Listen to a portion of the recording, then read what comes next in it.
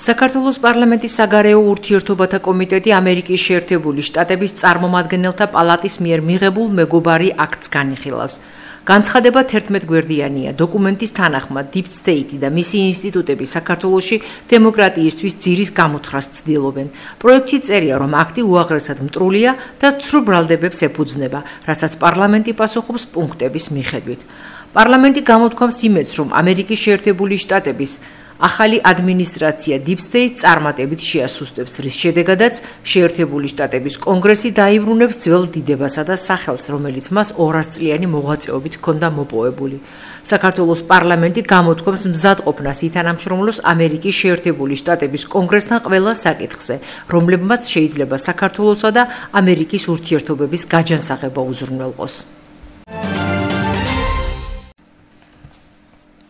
2024 წელს საერთაშორისო დონორების სახსრებით განხორციელებული შესყიდვების ღირებულება 140%-ით არის გაზრდილი. გასული წლის მანძილზე განხორციელებულ 41 შესყიდვაზე გაფორმდა 448.600.000 ლარზე მეტი ჯამური ღირებულების ხელშეკრულება. სახელმწიფო შესყიდვების სააგენტოს ანგარიშის მიხედვით 2024 წელს ყველაზე მსხვილი დონორი მსოფლიო ბანკი იყო, რომლის ფინანსური მხარდაჭერითაც ხელშეკრულება 36 ტენდერზე დაიდო, რომლის ღირებულება 240.300.000 ლარზე მეტ შეადგენს. შემდეგ მოდის ევროპის საბჭოს განვითარების ბანკი, აზიის განვითარების ბანკი და სკანდინავიური გარემოს საფინანსო კორპორაცია. კლინიკა ფერომედი ISO სერტიფიცირებულია. სამედიცინო დაწესებულებამ ხარისხის მართვის საერთაშორისო სტანდარტის დოკუმენტი ოფიციალურად მოიპოვა. ეს ხაზს უსვამს, რომ ფერომედში უზრუნველყოფილია პაციენტის საჭიროებებზე ორიენტირებული მომსახურება, პირველადი დახმარებისა და რეაგირების ეფექტურობა, სრუნვა განვითარებასა და სერვისების გაუმჯობესებაზე. აღსანიშნავია, რომ ISO სტანდარტების დანერგვა განვითარებადი პროცესია ორგანიზაციული სრულყოფისკენ. როგორც ფერომედის დირექტორი კოტე ქავთარაძე ამბობს, კლინიკაში ყველაფერი გაკეთება საიმისოდ, რომ ეფექტური იყოს პაციენტთა მომსახურება და შედეგიანად იმართოს ჯანმრთელობისა და უსაფრთხოების რისკები. ჩვენი სამინისტროს მიერ, რომელიც განსაზღვრავს ჯანდაცვის პოლიტიკას, მიღებული იქნა გადაწყვეტილება, რომ ყველა სამედიცინო დაწესებულებას, რომელიც მონაწილეობს სახელმწიფო პროგრამაში, წელიწადნახევრის მანძილზე დაახლოებით უნდა გაევლო გარკვეული ორგანიზაციებთან ეს მზადების პროცესი და დაენერგა გარკვეული სტანდარტები, რომელიც დაკავშირებულია მომსახურების ხარისხთან, ავადმყოფის უსაფრთხოებასთან და იმ გარემოსთან, რომელიც არის სამედიცინო დაწესებულებებში. რა თქმა უნდა, ეს პროცესი დაიწყო იქავე ჩვენთან კონკრეტულად.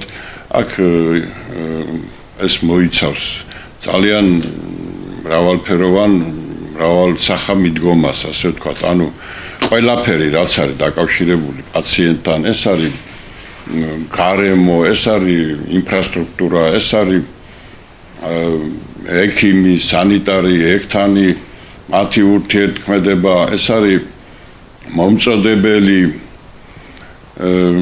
და სხვადასხვა, ასე ვთქვათ, ეს არის პროცესების ერთობლიობა, რომლის სტანდარტი მოწოდებული იქნება მათ მიერ და საფეხურებით ნელ-ნელა გავლილი იქნა და დაძლეული იქნა ეს პროცესი.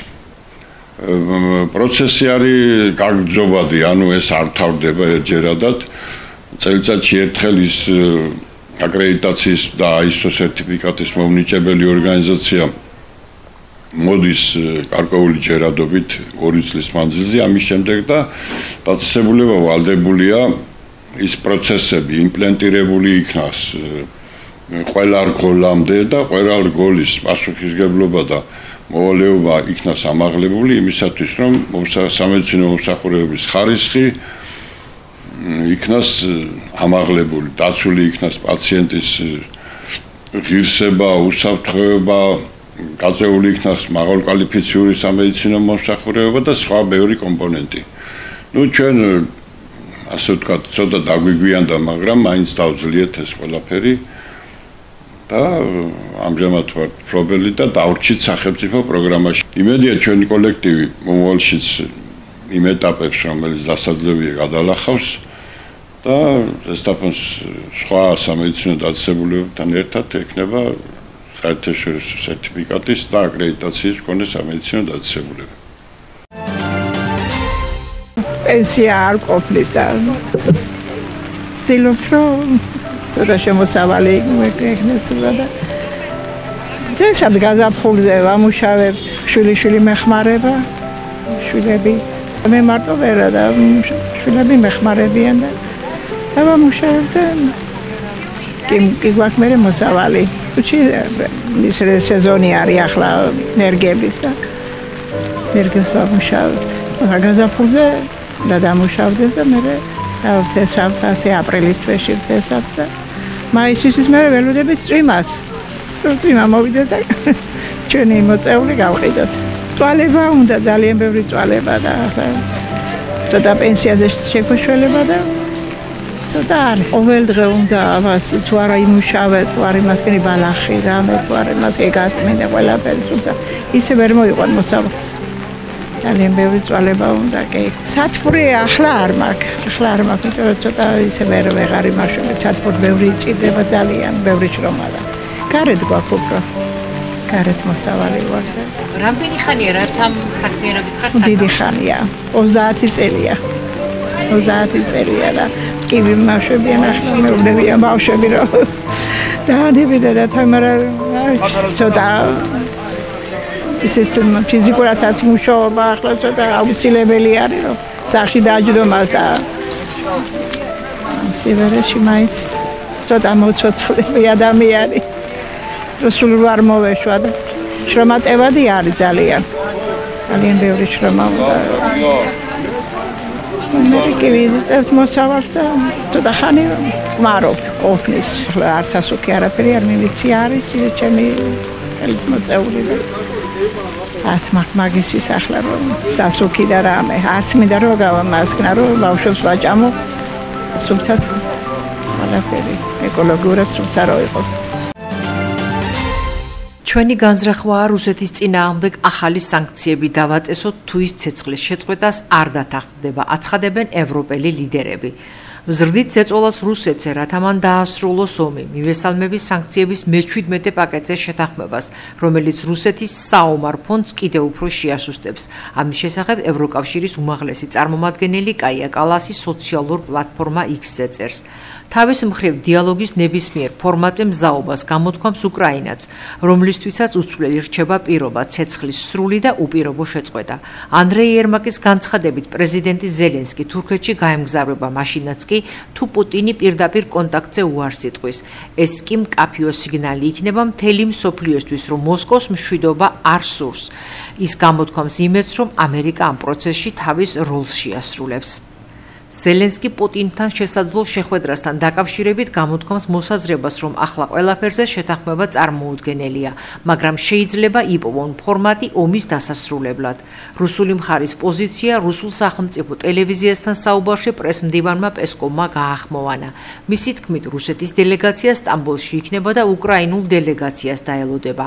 მან დელეგაციის შემადგენლობის გამხელა არ ისურვა, ასევე არ დაასახელა შესაძლო შეხვედრის დაწყების დროც.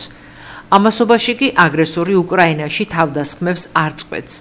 მათ უკრაინას ბალისტიკური რაკეტითა და შაჰედის 155 დრონით შეუტიეს. დაზარალდა 7 ოლქი, არის მსხვერპლი. მართლმადიდებელი ეკლესია დღეს საქართველოს ოქროს ხანის წარმატებული მმართველის წმინდა თამარ მეფის ხსენების დღეს აღნიშნავს. ეს დღე ეროვნულ დღესასწაულად მართლმადიდებელი ეკლესიის ავტოკეფალიის აღდგენის შემდეგ იქცა. თამარის ეპოქის საქართველო კავკასიის რეგიონის უძლიერესი სახელმწიფო იყო. თავად თამარ მეფე კი ჭეშმარიტად სახალხო სიყვარულით სარგებლობდა. ის პირველი ქალი მმართველია ჩვენი ქვეყნის ისტორიაში. ქართულმა ეკლესიამ მეფე თამარი წმინდანად სწორედ მისი მაღალი სახელმწიფოებრივი და ეროვნული მოღვაწეობის შედეგად შერაცხა. თუ წელში გამართულა როდისმე ჩვენი ქვეყანა ეგ იმის მეფობის დროს გაიმართა, წერდა ილია ჭავჭავაძე. 2021 წელს საქართველოს ეროვნულმა ბანკმა თამარ მეფის საკოლექციო მონეტები გამოუშვა. 50 ლარიან ბანკნოტზე კი სწორედ მისი პორტრეტია გამოსახული. დიდი მეფე ქალის ხსენების დღეს ტაძრებში წირვა ლოცვა იმართება.